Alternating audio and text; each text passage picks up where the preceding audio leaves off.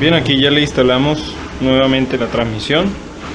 Le hicimos el cambio de la balinera superior, que esa es una balinera de rache, una balinera que deja mover la canasta hacia un lado, hacia el lado del centrifugado.